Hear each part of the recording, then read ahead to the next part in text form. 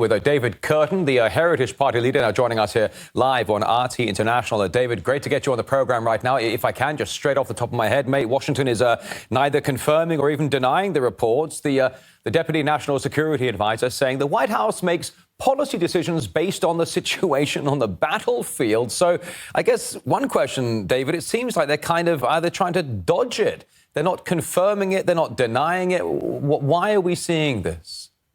Well, something's going on, and obviously someone has leaked this information to the press, and it's all over the mainstream media in the USA and in Western Europe as well. So some decision has either happened or it's about to be taken very, very shortly. So it is very worrying. And, you know, I completely condemn the escalation here and the use of these weapons, ATACMS weapon systems, because it does make a material difference. Something is happening that hadn't happened before, and that is you will have, if this does happen, US weapons being fired by US and NATO operatives with NATO guidance systems from satellites into Russia itself. And that's not happened before. Yes, they're using the HIMARS weapons, but they are operated by Ukrainians apparently. So this is really an escalation.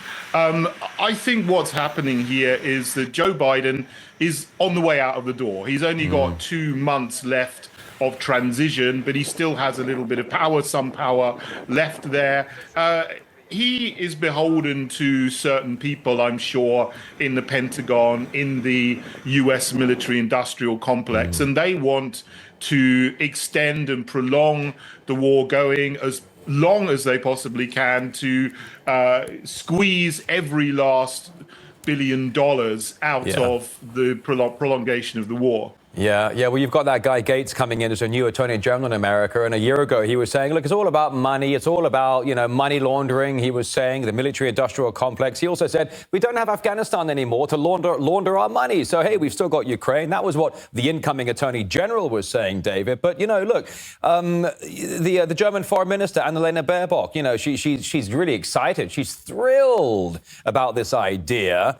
Of course, the military industrial complex making more cash. But is there a direct motivation behind this? Because, as you say, the Biden administration's going out, Trump's coming in. Our previous guest said they're setting up a poison pill for Trump. Your thoughts? It may be so. I mean, I think what's happening here, if I can draw a parallel between what's happening in Ukraine and what happened in Bosnia in the 1990s. I know Bosnia very well. I lived there for 2 years. That was a terrible war that went on from 1992 to 1995. Then there was the Dayton Peace Agreement happened. And there was a date set for the cessation of fighting and violence. You would have thought, any normal person would have thought that hostilities would have wound down towards the end of the war, but they didn't. They ramped up and they escalated, and the violence got worse. The fighting got worse and more intense right up until the end point, because the two sides wanted to get as much land as possible so that when the war actually stopped, they would be in the position where they had the maximum possible land taken for their side. I think we're seeing something similar here. They know the war is coming to an end because Donald Trump is now president-elect. He's going to take over on January the 20th. The war is going to end very, very soon after that. But the people who want it to keep going are ramping up violence, are ramping up aggression, are going to throw everything they can while they have the last few weeks to do so in order to try to keep as much territory as they possibly can. And there are a lot of vested interests in Ukraine. It is essentially being economically annexed by the big hedge funds in the United States and the military-industrial complex. BlackRock is the big fund. It's got its tentacles everywhere. They're involved in contracts for agricultural land. They're involved in contract for the minerals. They bought up so much of Ukraine. Well. David, you're absolutely right. BlackRock has bought up so much of Ukraine, but Russia is sitting on a lot of that BlackRock has now purchased. Let me ask you, man. I mean, look, I'm worried about, frankly, I'm worried about Moscow's response here, David, because, some might say, beware the fury of a patient man. Putin's been warning about these red lines, David. I mean, what kind of response would you expect from Moscow if indeed they do fire off these big ballistics at Moscow?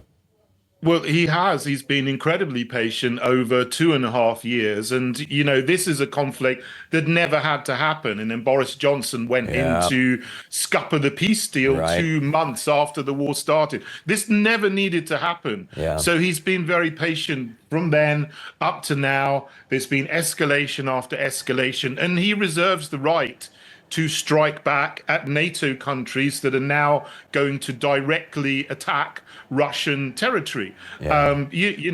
Fair enough. I don't want that to happen. I don't want the UK or France or Germany or the USA to be directly attacked because we're getting into an escalation towards World War III. I hope he will continue to be patient for another 2 months until Donald Trump takes over, and then the war will be over. There will be a new era, a new relationship, but he'll reset the relationship between the West and Russia, hopefully back to normal trading relations, at the very least. So it could go either way, but I hope he will continue to be patient. Now, that's some good commentary right there from David Curtin, Heritage Party leader, joining us live here on RT International. Thank you very much for your time. I enjoyed that. Thank you.